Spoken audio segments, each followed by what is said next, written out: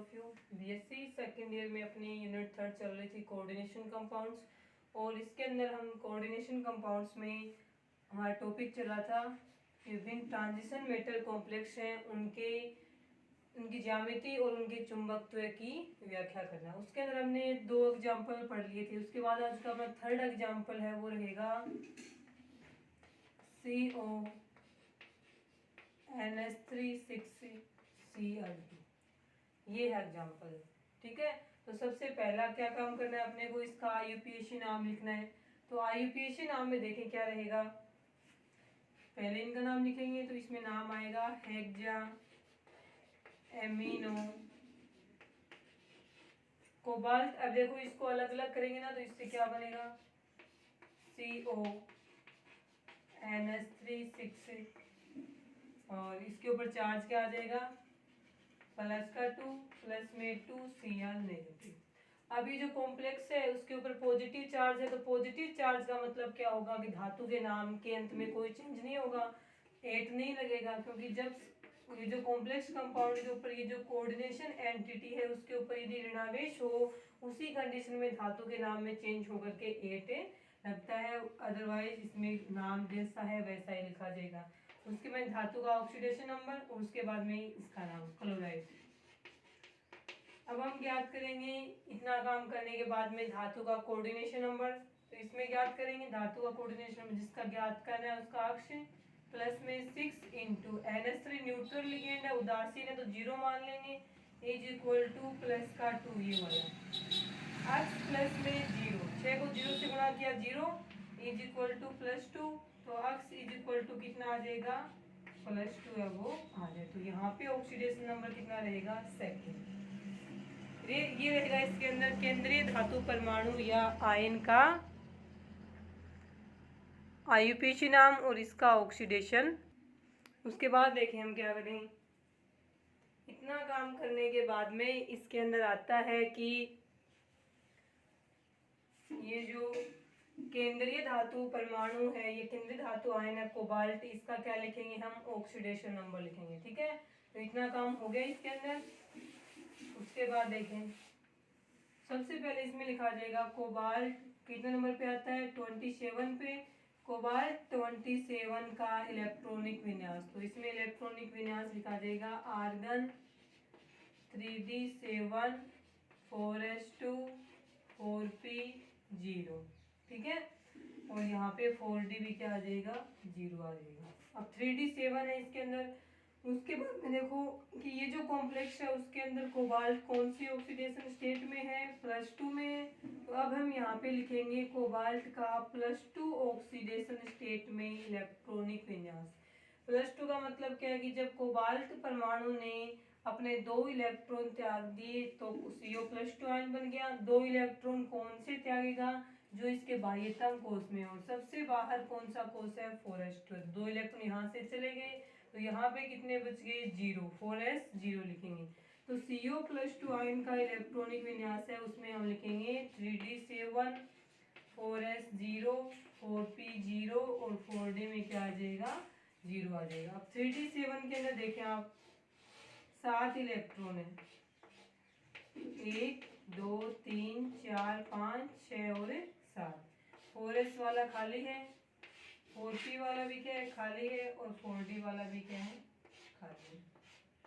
इस प्रकार से लिखा जाएगा। इतना लिखने के बाद में नेक्स्ट में क्या करेंगे कि CONS3,6Cl2 कॉम्प्लेक्स में NH3 लिगेंड है, इसमें लिखा जाएगा चूंकि CONS3,6Cl2 कॉम्प्लेक्स में NH3 स्ट्रॉन्ग लिगेंड होने के कारण ये केंद्रीय धातु आयन CO+2 के इलेक्ट्रॉनों का युग्मन कर देता है। ये लाइन लिखनी है अपने यहाँ पे। तो लाइन लिखी जाएगी CONS3,6Cl2 कॉम्प्लेक्स में NH3 लिगेंड स्ट्रॉन्ग लिगेंड प्रबल लिगेंड होने के कारण ये CO+2 आयन के इलेक्ट्रॉनों का युग्मन कर देते हैं, ठीक है। इतनी लाइन लिखनी है आपको, लिखें ये लाइन। उसके बाद देखें इतनी लाइन लिखने के बाद में इसके अंदर आपके क्या लिखा जाएगा, इसमें आएगा आपके कि पेयरिंग होगी। अब पेयरिंग होने से ये वाला इलेक्ट्रॉन तो यहाँ चला गया, लेकिन ये इलेक्ट्रॉन सिंगल बच गया। सिंगल बच गया तो ये इलेक्ट्रॉन यहाँ नहीं रहना चाहिए। कारण क्या है इसका, इसमें ये आता है कि 3D का ये जो इलेक्ट्रॉन है वो ऊर्जा पा करके 4D कक्षक में चला जाता है। अब इसको 4D कक्षक में क्यों भेजा है, 3D कक्षक में इसको क्यों नहीं रखा, इसके कारण है, वो कुछ कारण रहेंगे वो हम पढ़ेंगे। पहले हम ये मान लेते हैं, उसके बाद बताएंगे कि ये 4D में क्यों गया था, क्यों भेजा गया इसको 4D में, VBT के अनुसार था ऐसा। तो पेयरिंग होने के बाद में ये इलेक्ट्रॉन तो यहाँ चला गया, लेकिन इस इलेक्ट्रॉन को पेयरिंग के लिए कोई भी अनपेयर्ड इलेक्ट्रॉन नहीं मिला तो ये इलेक्ट्रॉन 3D से कहाँ चला गया, 4D कक्षक में चला गया।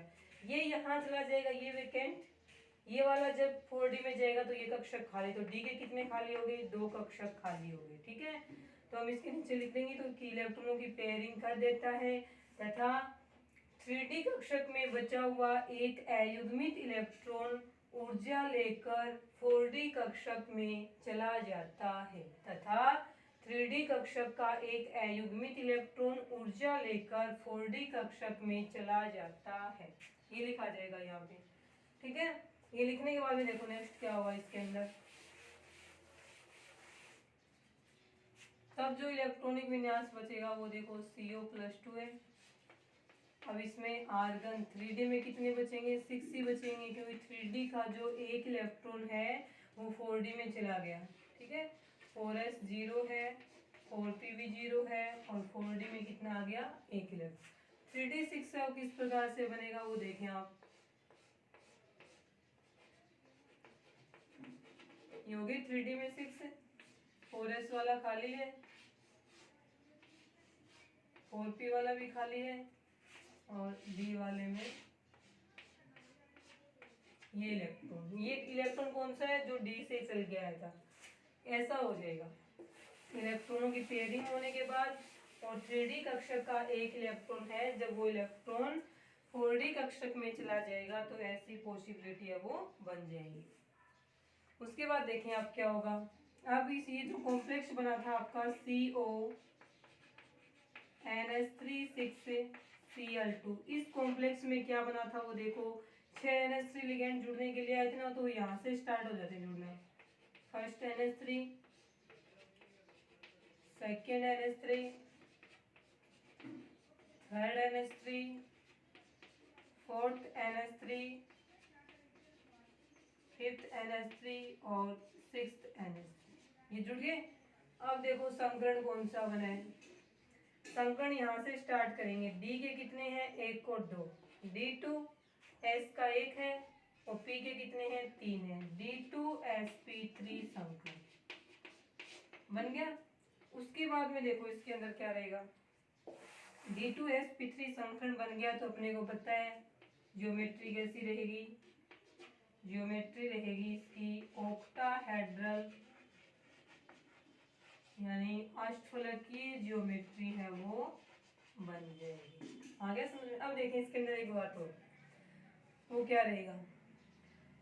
अब इसमें आता है कि टाइप ऑफ कॉम्प्लेक्स क्वेश्चन किए जाए तो टाइप ऑफ कॉम्प्लेक्स यानी संकुल का प्रकार क्या रहेगा। तो देखो इसका जो संकरण हुआ था CONH3 6Cl2 कॉम्प्लेक्स का, तो n-1 ये कक्षक है, n-1d इनर d ऑर्बिटल आंतरिक d कक्षक, और ये रहेगा nd यानी बाह्य d कक्षक। तो ये जो CONH3 6Cl2 कॉम्प्लेक्स था, इसके संकरण में आंतरिक d कक्षक इनर d ऑर्बिटल भाग ले रहे हैं, इस कारण से इसको बोलेंगे हम inner orbital complex, inner orbital complex. आगे समझ में। इसमें आता है कि ये जो CONH3 6Cl2 टाइप कॉम्प्लेक्स था वो कैसा था, आंतरिक कक्षक संकुल, फर्स्ट हो गया। सेकेंड इसमें आता है कि d ऑर्बिटल्स कौन से हैं, तो d ऑर्बिटल्स जो D2 में हैं वो कौन कौन से हैं, d अक्ष स्क्वायर y स्क्वायर, और सेकंड रहेगा d z स्क्वायर। तो ये दो कॉम्प्लेक्स, दो ऑर्बिटल d के हैं जो यूज होते हैं। दो क्वेश्चन हो गए। उसके बाद में थर्ड क्वेश्चन में आता है कि इसके अंदर की मैग्नेटिज्म किस टाइप का इसके अंदर, तो देखो CONH3 6Cl2 टाइप का जो कॉम्प्लेक्स है उसमें CO+2 जो केंद्रीय धातु आयन है उसके पास एक अयुग्मित इलेक्ट्रॉन है जो 4d कक्षक में अयुग्मित इलेक्ट्रॉन प्रेजेंट है, n की वैल्यू 1 है। जब अयुग्मित इलेक्ट्रॉन उपस्थित होते हैं तो कैसे होते हैं, अनुचुंबकीय होते हैं। अनुचुंबकीय को इंग्लिश में क्या बोल देंगे हम, पैरा मैग्नेटिज्म। यानी इसमें किस प्रकार का चुंबकत्व पाया जाता है, तो इसमें ये लिखा जाएगा कि CONH3 6Cl2 टाइप कॉम्प्लेक्स में, इस कॉम्प्लेक्स में केंद्रीय धातु आयन CO+2 में एक अयुग्मित इलेक्ट्रॉन होने के कारण इसमें अनुचुंबकत्व या पैरामैग्नेटिज्म पाया जाता है। उसके बाद में क्वेश्चन आता है कि इसका चुंबकीय आघूर्ण जो म्यू है उसकी वैल्यू कितनी है, तो इसका फॉर्मूला रहेगा √n+2 बोर मैग्नेट्यूड। अब इसमें small n number of unpaired electron कितने हैं, ये वाला एक इलेक्ट्रॉन है, तो म्यू की वैल्यू कितनी आ जाएगी, ये हो जाएगा √3 और √3 किसके बराबर होता है 1.73 बोर मैग्नेट्यूड के बराबर। आ गया समझ में। ये थे इसके 2-3 क्वेश्चन। अब ये बात आती है इसके अंदर, इस कॉम्प्लेक्स के अंदर, पहले एक बार इतना लिखें,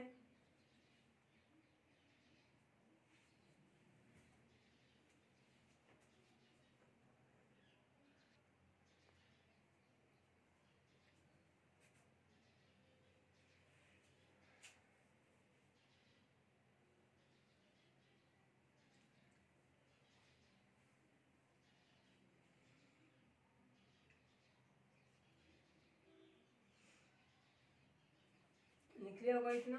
उसके बाद देखो कि ऐसा क्यों हुआ था कि ये इलेक्ट्रॉन 3D से 4D में आया।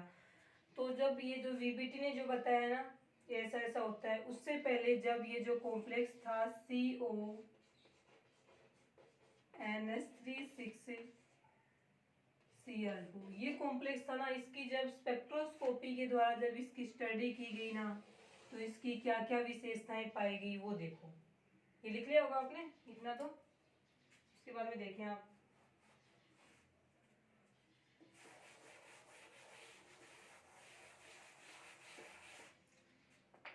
कि जब CO एनोड लगा के लिख देना आप इतना लिखने के बाद में कि CONH3 6Cl2 कॉम्प्लेक्स था, इसकी स्पेक्ट्रोस्कोपी के द्वारा स्टडी की गई तो इसके अंदर निम्नलिखित विशेषताएं पाएगी। फर्स्ट ये पाया गया कि इसकी स्ट्रक्चर या इसकी ज्योमेट्री ऑक्टाहेड्रल होती है। इसकी ज्योमेट्री ऑक्टाहेड्रल या अष्टफलकीय होती है। ऑक्टाहेड्रल हो इसके लिए आवश्यक क्या है कि संकरण या तो D2sp3 हो या फिर संकरण है वो sp3d2 हो। तो D2sp3 वाला sp3d2 ही हो सकता था ना, कि मान लीजिए हम इलेक्ट्रॉन एक यहीं पे रखें, मतलब कि ऐसे इलेक्ट्रॉन थे 7, एक इलेक्ट्रॉन तो युग्मित हो गया, एक खाली रखें, एक खाली रख दे तो ये वाला कक्षक खाली बचता है, एक खाली कक्षक छोड़ के यहाँ से हम NH3 जोड़ना शुरू करके sp3d2 नहीं बना सकते, क्योंकि जब तक सबसे पहले खाली कक्षक एक भी नहीं छोड़ सकते, जहां से वैकेंट ऑर्बिटल शुरू होता है वहीं से हम -3 जुड़ना स्टार्ट हो जाते हैं। तो इसके अंदर sp3d2 बन नहीं पाया, तो sp3d2 नहीं बन पाया तो कोशिश क्या रही कि D2sp3 संकरण हो। अब D2sp3 संकरण करने के लिए यहाँ से एक इलेक्ट्रॉन यहाँ भेजा गया। एक तो इस कारण से ये बताया गया कि 3D का एक इलेक्ट्रॉन है वो 4D में चला गया। सेकेंड इसका रीजन ये रहा कि इसका जो चुंबकीय प्रवृत्ति है वो कैसी पाएगी, पैरामैग्नेटिक। चुंबकीय प्रवृत्ति है वो इसकी पैरामैग्नेटिक अनुचुंबकीय पाएगी। अनुचुंबकीय तभी होगा जब इसके अंदर केंद्रीय धातु आयन के पास एक या एक से अधिक अनपेयर्ड इलेक्ट्रॉन प्रेजेंट होंगे। अब एक अनपेयर्ड इलेक्ट्रॉन प्रेजेंट रखना था अपने को तभी इसके अंदर, और इसका जो म्यू की वैल्यू हमने ज्ञात की ना प्रैक्टिकल, तो 1.73 बोर मैग्नेट्यूड आई। इसका मतलब क्या हुआ कि अपने को CONH3 6Cl2 कॉम्प्लेक्स में केंद्रीय धातु आयन है कोबाल्ट, उसके पास एक अयुग्मित इलेक्ट्रॉन है वो रखना है तो वो कहाँ पे जाएगा, यहाँ से 4D में चला जाएगा। संकरण D2sp3 करने के लिए हमने क्या किया कि यहाँ से एक इलेक्ट्रॉन है उसको वहां भेज दिया।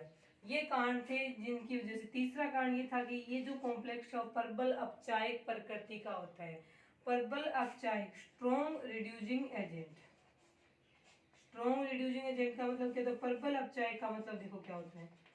प्रबल अपचायक का मतलब क्या होता है, जो आसानी से इलेक्ट्रॉन त्याग दें और दूसरा पदार्थ है वो इन इलेक्ट्रॉनों को ग्रहण करे। तो दूसरे का ग्रहण करने वाले का अपचयन हो रहा है, कर कौन रहा है, ये कॉम्प्लेक्स कर रहा है, क्योंकि ये कॉम्प्लेक्स अपने 4D कक्षक में उपस्थित एक इलेक्ट्रॉन को आसानी से किसी भी दूसरे यौगिक को दे देगा और दूसरा यौगिक जो इस इलेक्ट्रॉन को ग्रहण करेगा उसका अपचयन हो जाएगा। उसका अपचयन होगा, कर कौन रहा है, ये CO+2 का इलेक्ट्रॉन कर रहा है, इसलिए इस कॉम्प्लेक्स को हम क्या बोलेंगे कि ये प्रबल अपचायक है।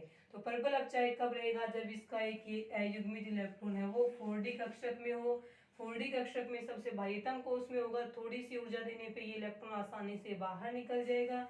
तो CONH3 6+Cl2 कॉम्प्लेक्स है वो कैसा हो जाएगा, प्रबल अपचायक कर देगा।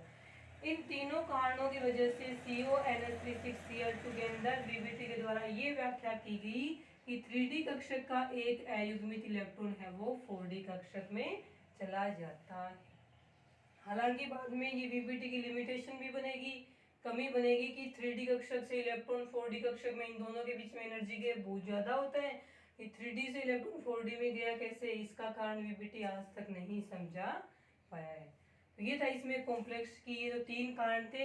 इसकी ज्यामिति अष्टफलकीय पाएगी, इसमें अनुचुंबकीय गुण पाया गया, प्रबल अपचायक प्रकृति पाएगी। इन तीनों के कारण से बीबीटी ने ये बताया कि 3D कक्षक का एक इलेक्ट्रॉन 4D के अंदर चला जाता है। ये 3 कारण थे जिनकी वजह से ये संकरण और ज्यामिति है वो पाई गई।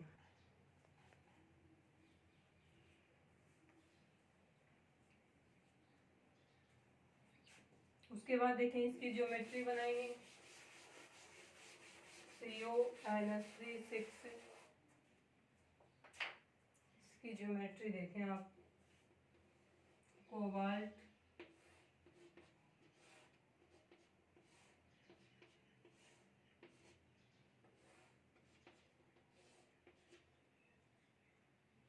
NH3,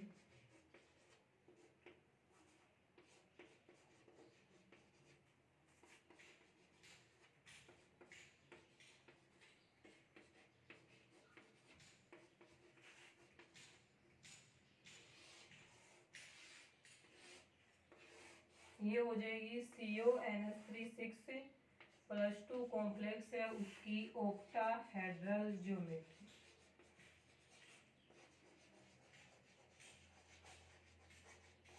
ऑक्टाहेड्रल ज्योमेट्री सेकंड नाम रहेगा square bipyramidal geometry of CONH3 6Cl2 complex. ये हो जाएगी इसकी ज्योमेट्री। आ गया होगा समझ में। ये तीनों प्रॉपर्टी लिख लेना इसकी। स्पेक्ट्रोस्कोपी से इसकी स्टडी की तो ऑक्टाहेड्रल पाया गया, अनुचुंबकीय प्रकृति का पाया गया और चुंबकीय आघूर्ण 1.73 बोर मैग्नेट्रॉन पाया गया और इसका व्यवहार था वो प्रबल अपचायक की तरह पाया गया।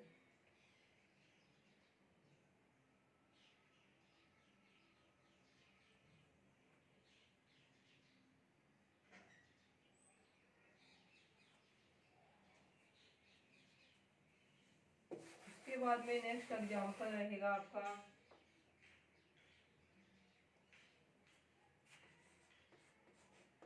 फोर्थ नंबर पे NiNH3 4SO4 कॉम्प्लेक्स। ये आपको घर से करके लेके आना है, ठीक है, खुद से करना। ये NiNH3 4SO4 complex coordination number 4 वाला है, 4 ही लिगेंड जुड़े हुए हैं। तो सबसे पहले इसका नाम लिखना है IUPAC नाम। उसके बाद में इसमें केंद्रीय धातु परमाणु है उसकी ऑक्सीडेशन स्टेट ज्ञात करनी है। उसके बाद में इसका इलेक्ट्रॉनिक विन्यास लिखेंगे, ऑक्सीडेशन स्टेट में इलेक्ट्रॉनिक विन्यास लिखेंगे। उसके बाद में लिगेंड स्ट्रॉन्ग है तो पेयरिंग होगी, वो पेयरिंग करवाएंगे। पेयरिंग के बाद में कौन से ऑर्बिटल्स वैकेंट बचेंगे उसके हिसाब से संकरण करवाएंगे। संकरण के हिसाब से ज्यामिति बनाएंगे और उसके हिसाब से टाइप ऑफ कॉम्प्लेक्स लिखेंगे, मैग्नेटिज्म है वो लिखेंगे, तो कितना चुंबकीय आघूर्ण है वो इसमें पाया जाता है, ये सब आपको इसके अंदर करना है, ठीक है।